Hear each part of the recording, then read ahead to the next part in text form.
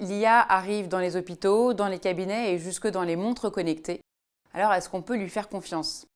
Eh bien, l'IA va être très forte à certaines tâches qui sont très spécifiques et beaucoup moins pertinentes pour d'autres tâches, et c'est ça qu'il va falloir arriver à comprendre et à définir.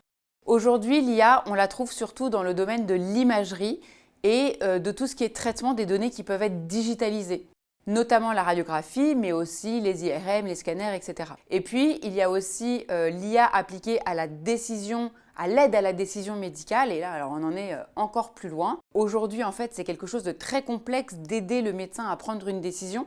Mais un patient, ce n'est pas juste une image, ce n'est pas juste un résultat de biologie. Un patient, c'est un environnement, c'est un contexte, c'est un mode de vie, c'est des croyances, c'est des symptômes, c'est l'examen d'une gorge, de la palpation d'un abdomen. Et tout ça, en fait, l'IA ne sait pas encore faire. Et puis, il y a un autre domaine d'application qu'on attend, nous, fermement sur le terrain, c'est l'application de l'IA à tout ce qui est administratif.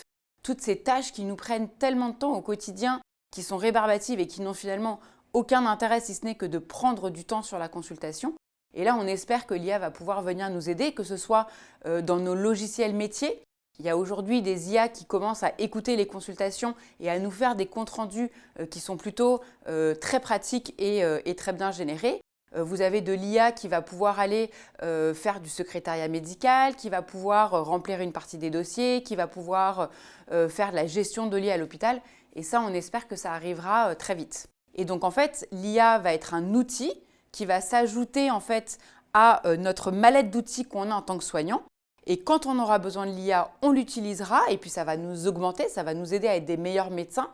Mais un outil ne remplace pas une personne.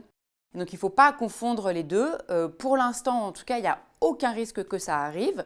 Oui, le métier de médecin va évoluer, il va changer grâce ou à cause de l'IA et il va falloir qu'on s'adapte parce que ce qui compte au final, c'est quand même d'arriver à mieux soigner.